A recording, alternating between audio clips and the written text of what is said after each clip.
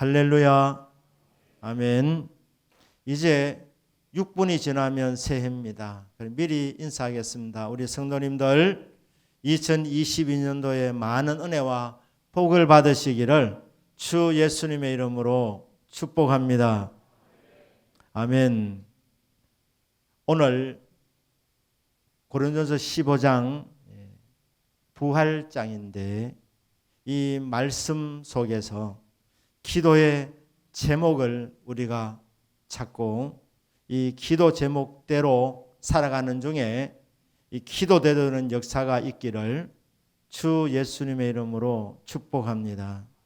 아멘. 오늘 우리가 읽은 고린도전서 15장 3절에서 10절까지 나와 있는 기도 제목 첫 번째가 하나님이여 2020년도 삶은 날마다 새롭게 하여 주옵소서. 날마다 바람직한 변화가 일어나는 삶이 되게 하옵소서. 주님을 닮아가게 하옵소서. 이 기도의 제목입니다. 인류의 역사는 예수 그리스도께서 오심으로 말미암아 완전히 바뀌어졌습니다. 인류의 역사는 주님 오시기 전과 주님 오시기 이후로 이렇게 나눠지지 않습니까? 그래서 주님 오시기 전은 BC라 그럽니다. Before Christ. 그러니까 주님 전에, 주전. 그 다음에 주님 오신 이후로는 AD라 해서 Anno Domini. 그러니까 주후라는 말입니다. 그러니까 인류 역사는 주님 오시기 전과 주님 오시는 이후로 이렇게 나눠지게 됩니다. 이스라엘 역사는 유월절을 기점으로 인해서 하나님께서 유월절이 있는 달을 너희들이 그 해의 첫 달로 삼아라. 그렇게 말했습니다. 이스라엘 역사를 한 해를 이렇게 12달로 나누게 될 때 이스라엘 역사의 새 출발은 유월절입니다. 유월절 어린 양의 피를 문설주에 발랐을 때 이집트의 모든 장자는 다 죽어나갔지만 죽음의 사자들이 문설주에 발려있는 피를 보고 넘어가서 이스라엘 백성들 유월절 어린 양의 피가 있는 집은 구원받았습니다. 죽지 않았습니다. 살았습니다. 그런데 이것이 이스라엘 백성들 해마다 이 유월절이 있는 달이 너희들의 첫 달로 삼아라. 왜? 유월절 피가 이스라엘 백성의 삶을 새롭게 하기 때문입니다. 그런데 우리 기독교인의 관점에 보면 유월절 어린 양은 예수 그리스도의 십자가의 보혈을 가리키는 것입니다. 우리 삶은 예수님의 보혈로 말미암아 새로워지는 것입니다. 용서받습니다. 구원받습니다. 새로운 출발은 예수 그리스도의 보혈을 만났느냐 안 만났느냐에 의해서 결정이 되어지는 것입니다. 그런데 십자가뿐 아니라 3일 후에 부활하신 것 아닙니까? 우리 성도의 삶이 날마다 새로워지려면 새로운 출발을 하려면 예수님의 십자가와 부활을 믿는 신앙, 그것이 우리를 새롭게 하는 것입니다. 부활장에서 사도 바울이 맨 나중에 만삭되지 못하는 난자 같은 내게도 보이셨느니라. 사울의 일생은 부활하신 주님을 만나기 전과 만나기 후로 나눌 수 있습니다. 부활의 주님을 만나기 전에 사울은 이름이 나중에 바울로 바뀝니다마는 잘 나가는 자였습니다. 자타가 인정했습니다. 자기 자신이 스스로 생각해도 대단한 사람이었습니다. 그래서 아주 오만불손했습니다. 기독교인들을 아주 무식하게 보았습니다. 부활이 어딨나? 무식하니까 믿지. 이렇게 하면서 기독교인들을 아주 우습게 여겼고 나아가서 기독교인들을 박멸하려고 했던 사람이 사울이었습니다. 근데 그가 다메섹에 있는 기독교인들을 찾아내어서 감옥에 집어넣고 때리고 박해하려고 가는 그 다메섹 길에서 부활하신 주님을 만납니다. 사울아 사울아 네가 어찌하여 나를 박해하느냐. 주여 니시니까 나는 네가 박해하는 예수 그리스도다. 부활하신 주님 만났습니다. 그 부활의 주님 만난 사건이 바울을 완전히 새롭게 만든 계기가 되었습니다. 그 전에 그는 사울입니다. 그는 무엇인가 추구하는 인생, 학문을 추구했고 새로운 것을 추구했고 좋은 것을 추구했던 사람. 그런데 이 사람이 어떻게 바뀌었느냐. 이름까지 바꾸었습니다. 바울, 작은 자라는.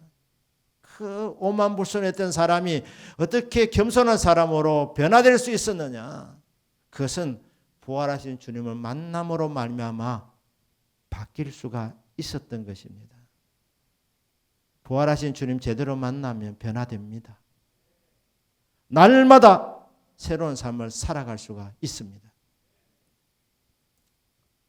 목사님들 중에 목사님이라고 일컬어졌던 고 유진 피터슨 목사님은 이런 아침에 새벽 6시에 일어났다 하는데 미국 사람에게는 그 6시도 새벽 시간입니다. 그래서 일어나서 2층 서재에 올라가서 먼저 커피 한 잔을 드시고 그리고 성경을 읽고 기도를 하시는데 성경 읽고 기도하기 전에 맨 먼저 한 일이 뭐냐 하면 예수 부활, 예수님 부활하셨네, 예수님 부활하셨네 3번 외치면서 하루를 시작했다고 합니다.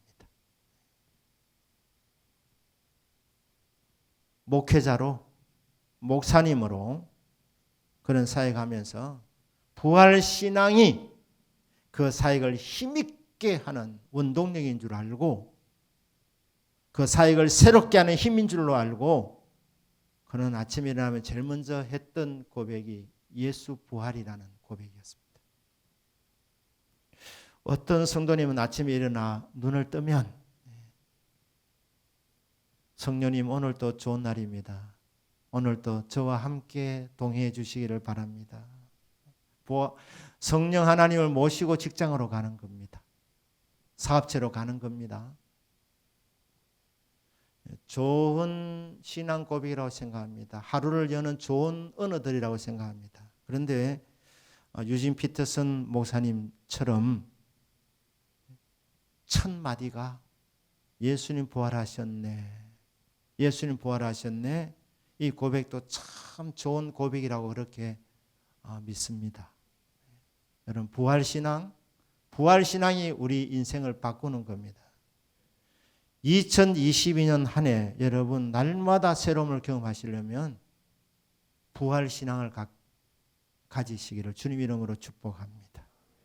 부활하신 주님을 영적으로 예배드리는 중에 말씀 듣는 중에 기도하는 중에 만나서 새로운 은혜가 있기를 주 예수님의 이름으로 축복합니다. 이어서 2022년도 한 해 이제 금년입니다. 12시 2분이니까 이제 시간 넘어요. 금년에 기도의 제목이 뭐냐면 내가 나 된 것은 하나님의 은혜로 된 것이라. 바울이 고린도서 15장 10절에서 하나님의 은혜로 내가 되었다고 말합니다. 바울은 위대한 선교사가 되었습니다. 위대한 하나님의 사람이 된 것입니다. 기독교 역사에서 바울을 빼면 선교를 말할 수 없을 정도로 정말 선교사 역사에 굉장히 중요한 역할을 했던 사람이 사도 바울입니다. 그런데 그가 어떻게 이렇게 훌륭한 인물이 될 수가 있었습니까? 그의 노력이 아니라는 겁니다. 그가 자질이 뛰어나서가 아닙니다. 그는 부활하신 주님 만나고 나서 모든 욕심을 다 십자가에 못 박았던 사람입니다. 최고가 되고자 하는 그런 욕망으로 신앙생활을 한 것이 아니라 다 버렸는데 하나님이 만들어 주신 것입니다. 은혜로 된 것입니다. 내가 노력해서 만들어가는 인생이 있습니다. 은혜로 되는 인생이 있습니다. 저와 여러분은 되는 인생이 되기를 바랍니다. 내가 하려고 하면 힘듭니다. 우리 각자에게는 한계가 있기 때문에 하려고 하다 보면 안 될 때가 많습니다. 안 되면 실망 옵니다. 좌절하게 됩니다. 왜 나는 안 되는가? 왜 나는 이것밖에 안 되는가? 우리가 애를 쓰고 힘을 쓰고 노력하고 뭔가 목표를 잡아놓고 그것을 이루려고 몸부림을 쳐도 안 되는 경우가 많다는 겁니다. 또 몸부림치다 되면 어떻습니까? 되면 성취감을 느끼는 것은 좋은데 교만에 떨어질 수도 있습니다. 내가 해냈다는 것 때문에 나는 할 수 있는 존재다. 이렇게 하면서 자기를 과신하게 되는, 그러다가 교만에 빠질 수 있게 되는 것입니다. 성도는 되려고 내가 만들어 나가는 인생이 아니라 하나님의 은혜로 되어지는 인생, 되는 인생, 그게 복된 인생입니다. 2022년도 새해는 되는 인생이 되기를 축복합니다. 하나님이 도와주셔서 은혜로 되는 인생, 저와 여러분이 받는 복이 되기를 바랍니다. 세 번째 기도 제목은 하나님 은혜 받은 자이기 때문에 금년 한 해 누구보다도 치열하게 열심히 충성하며 일하게 하여 주옵소서. 참 바울이 이렇게 말했습니다. 내가 나 된 것은 하나님의 은혜로 된 것이니 내게 주신 그의 은혜가 헛되지 아니하여 내가 모든 사도보다 더 수고하였으나 내가 한 것이 아니요 나와 함께 하신 하나님의 은혜로라. 무슨 말입니까? 은혜로 된 인생인데 거기서 끝나는 것이 아니라 하나님이 나에게 은혜를 주셨기 때문에 나는 누구보다도 더 많이 수고할 수 있었다는 것입니다. 루터가 종교개혁을 하게 될 때에 오직 은혜라는 이것을 강조했습니다. 오직 은혜, 오직 믿음. 자, 이렇게 오직 은혜를 강조하게 될 때에 많은 신학자들이 루터의 신학이 얕다고 그렇게 비판을 했습니다. 루터에게 이렇게 말합니다. 은혜를 강조하다 보면 성도들이 방종에 빠지게 되지 않겠는가? 말씀 순종할 필요가 없다고 느끼지 않겠는가? 죄를 쉽게 생각하고 죄를 쉽게 짓지 않겠는가? 왜? 죄 지어도 회개하면 되니까. 회개하면 용서받으니까. 아무리 많은 죄를 지었다 하더라도 회개하면 깨끗하게 용서받는다는 이것이 자칫 잘못하면 성도들로 하여금 죄 쉽게 지어도 되는구나 오해를 줄 수 있지 않겠는가. 죄 지어도 회개하면 용서받는다면 굳이 뭐 그렇게 애써서 말씀을 순종할 필요가 뭐 있나. 말씀 안 지켜도 막판에 회개하면 되는데. 그래서 루터 당신의 오직 은혜라는 이 교리는 성도들로 하여금 정신을 차리게 하는 것이 아니라 정신을 흐트러지게 만들어서 말씀 불순종하는 삶을 살고 죄를 쉽게 짓도록 만들게 되지 않겠는가. 그렇게 도전을 해줬습니다. 여러분, 십자가 은혜를 진짜 제대로 깨달으면 방종에 빠질 수가 없습니다. 나 같은 죄인, 결코 용서받을 수 없는 죄인, 그래서 천국 가지 못하고 지옥에 떨어져야 할 이 인생, 예수님이 나 같은 죄인을 사랑하셔서 자신의 보배로운 피를 흘려주셔서 나를 구원해 주셨는데, 나 같은 죄인을 목숨 바쳐서 사랑해 주셨는데, 그 사랑을 받은 내가 주님이 흘리신 그 십자가의 그 은혜를 내가 헛되게 만들겠느냐. 내게 주신 그의 은혜가 헛되지 아니하여 주님이 당하신 그 귀한 십자가의 희생,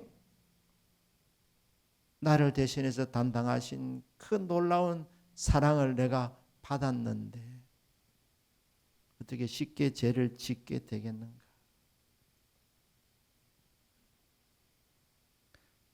하나님 말씀을 순종하게 되지 않겠는가. 바울은 십자가 은혜를 정말 제대로 받았기 때문에 그런 누구보다도 치열하게 살아갈 수가 있었습니다. 구원받은 것만 해도 감사한데 바울을 이방의 선교사로 불러준 것입니다. 그가 한 것은 교회를 비판한 것밖에 없었는데, 교회를 박해한 것밖에 없었는데, 십자가 은혜로 용서해 주시고 구원해 주시고 부활하신 주님께서 바울을, 그 죄인에게 계신 바울을 어렵다고 만들어 주셨는데 그 은혜 감사해서 그는 선교사로 부름을 받은 그 부름에 감격하여서 그는 충성을 다했던 것입니다. 그래서 뭐라고 말합니까? 나는 누구보다도 더 많이 수고할 수 있었다. 왜? 내게 주신 그 은혜를 내가 어떻게 헛되게 할 수가 있겠는가? 어떻게 내가 타락할 수 있겠는가? 어떻게 내가 방탕한 삶을 살아갈 수가 있겠는가? 그 은혜를 배반하면 안 되지.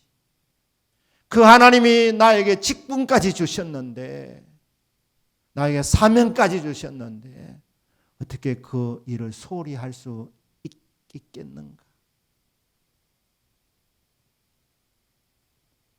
그래서 그는 충성을 다했습니다. 그는 고난도, 선교사역을 하면서 고난 많이 받았습니다. 그는 전도 많이 했습니다.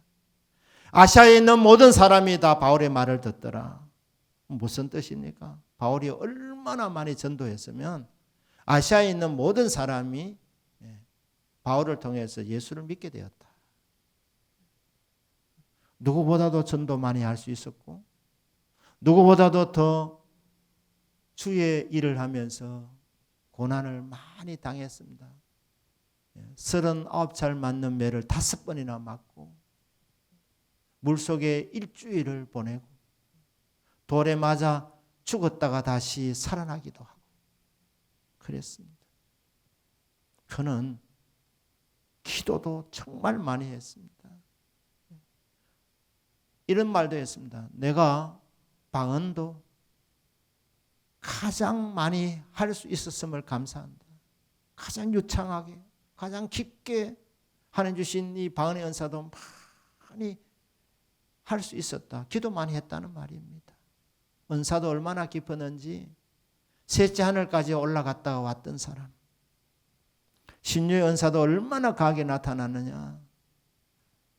기도하면 병이 즉각 나으니까 사도 바울의 안수기도를 사람들이 그렇게 사모해서 시간이 없었습니다. 바울이 앞치마를 내어 사람들이 그냥 그 앞치마를 가지고 가서 크기에 손을 얹고 말입니다.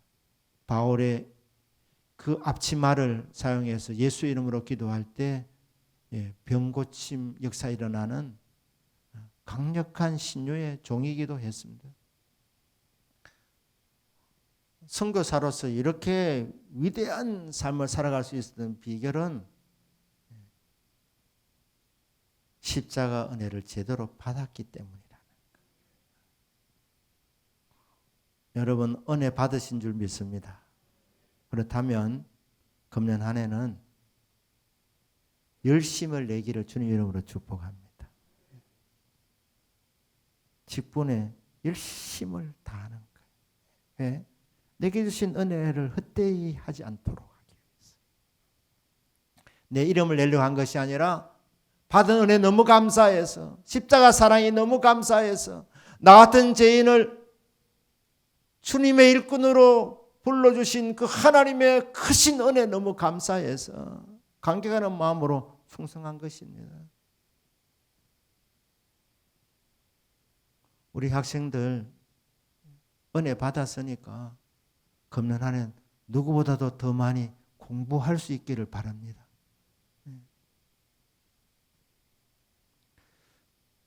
요리사로 부름을 받으셨습니까? 여러분 기도하셔서 많은 손님들이 올 수 있기를 축복합니다. 근데 그 기도보다도 정말 많은 손님이 오게 하시려면 여러분 요리도 연구하셔야 합니다. 누구보다도 더 많이 연구하는 요리사. 왜? 주님으로부터 받은 은혜가 있기 때문에. 십자가 사랑을 통하여서 내가 구원받고 하나님의 자녀가 되어서 하나님이 나에게 이 땅을 살아가면서 요리사가 되도록 하나님 불러주셨으니까 연구해야 되는 것이죠. 누구보다도 더 많이 연구하게 될 때에 하나님께서 맛에 기름을 부어주시는 거예요. 맛에 기름 부음이 나서 소문나기 시작하면 나중에는 진짜 바빠집니다. 모든 분야에 다 그렇습니다. 하나님이여 십자가 은혜를 내가 받았는데 이 은혜 헛되이 하지 않도록 누구보다도 더 많이 수고하는 한 해가 되게 하여 주옵소서. 그리하여 많은 열매가 맺어지기를 바랍니다. 이어서 기도 제목입니다. 하나님이여 이렇게 많은 은혜와 복을 받아 하나님 높여주실 때에 제 근본을 잊어버리지 않게 하여 주옵소서. 바울은 뭐라고 말합니까? 만삭되지 못하여 난 자 같은 나라고 그렇게 말하고 있습니다. 10개월 만에 나와야 되는데 한 명예처럼 칠삭동이가 됐다는 말이에요. 칠삭동. 팔삭동이가 됐다는 말이에요. 7개월, 8개월 만에 나왔다? 나는 영적으로 미숙하다. 이 말입니다. 바울이 말입니다. 나는 정말 하나님 보실 때 자격 없는 사람이다. 태어난 아이로 말하자면 칠삭동이다. 7개월 만에 나온 칠삭동이 8개월 만에 나온 팔삭동이다. 부족한 사람이다. 그래서 15장 9절에서 뭐라고 말합니까? 나는 사도 중에 가장 작은 자라. 나는 하나님의 교회를 박해하였으므로 사도라 칭함 받기가 참 이게 감당하지 못할 자니라. 바울은 말입니다. 예수님 부활하실 때 그 자리에 없었습니다. 40일 동안 이 땅에 계실 때도 바울은 그 부활하신 주님을 만나지를 못했습니다. 아니 만나지 않은 것이 안 만났죠. 왜냐하면 그때는 기독교의 적대적인 인물이었습니다. 그래서 500여 명이 일시에 부활한 주님을 보기도 했지만 바울은 막차를 탔다는 게 맨 마지막에 맨 나중에 사도의 자격이 그 중에 하나가 부활하신 주님을 만나야 되는데 부활하신 주님을 목격해야 되는데 뒤늦게 환상으로 그것도 환상으로 말입니다. 늦게 보았다는 것입니다. 그러니까 바울이 말 나는 사도 중에 막차 탄 사람이고 나중된 사람이고 사도라고 일컬음 받기에 나는 감당을 못하겠다. 나는 가장 작은 자다. 그런데 계속 은혜를 받으면 그 다음에 뭐라 말하면 나는 성도 중에 가장 작은 사람이라. 근데 나중에 어디까지 가느냐?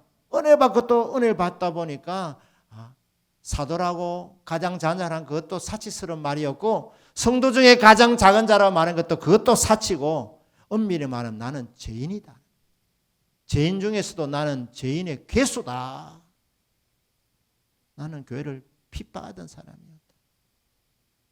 하나님께서 여러분 은혜 주셔서 여러분을 높여주셨고 하나님 복을 주셨는데 근본을 잊어버리지 않으셔야 됩니다. 나는 죄인이라는 것. 용서받은 자이지만 나는 죄인이라는 것. 그것을 잊지 않으셔야 했습니다. 그래야 하나님 높여주셔도 교만 떨지 않고 언제나 겸손합니다. 사람들이 말하는 거 보면 이 사람이 겸손한지 안 한지 다 드러나잖아요. 말하지 않아도. 그리고 교만한 말 하지 않아도 사람의 영혼은 서로 비치기 때문에 교만한 사람은 결국 알게 됩니다. 알게 됩니다. 그런데 바울은 정말 부활하신 주님 만나고 나서 뼛속까지 겸손하게 된 겁니다. 겸손 체질이 된 겁니다. 하려고 애를 쓰는 것이 아니라 정말 겸손하게 되었습니다. 어떻게 그게 가능했느냐? 그는 그의 근본을 알았기 때문에. 부활하신 주님 만나기 전에 그는 어떤 삶을 살았던 존재인지 그가 알았기 때문에 나는 죄인의 기수입니다. 사도라 일컬음 받는 것 이거는 정말 황송스러운 일입니다. 주님 몸둘 바를 모르겠습니다. 예수님 이 땅에서 오해를 받으시고 모욕을 당하시고 침뱉음을 당하시고 머리 들 곳도 없으시는 대접도 받지 못했지만 이렇게 선사처럼 대접을 받는 거 이것 하나님이요 정말 감당 못하겠습니다. 왜? 저는 죄인 중에 괴수 아닙니까?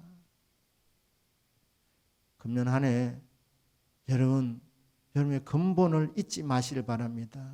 저나 여러분이나 죄인이었다는 것.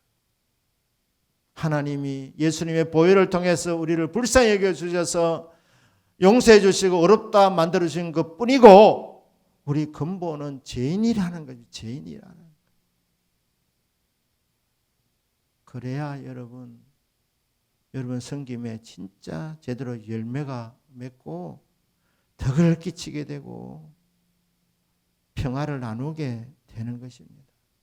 주님 근본을 잊지 않게 하여 주십시오. 마지막 기도 제목입니다. 마지막 기도 제목 고린도서 15장 10절에 나와 있는 제목입니다. 나와 함께 하신 하나님의 은혜로라. 주여 저와 늘 함께 하여 주시옵소서. 금년 한 해 은혜의 삶이 되기를 원하십니까? 주님 곁을 떠나지 마시기를 바랍니다. 주님 품을 벗어나지 마시기를 바랍니다. 주님은 은혜의 주님이시기 때문에 주님 곁에 있으면 은혜 받습니다. 은혜 부스러기라도 주워 먹으면서 살아갈 수 있게 되는 것은 주님 곁에 머물러 있으면 되는 것입니다. 이 정도 이제 됐다 생각하고 주님 별로 의식하지도 않고 그 사는 게 그게 주님 품을 벗어난 것인데 그러면 은혜가 떨어지는 것입니다.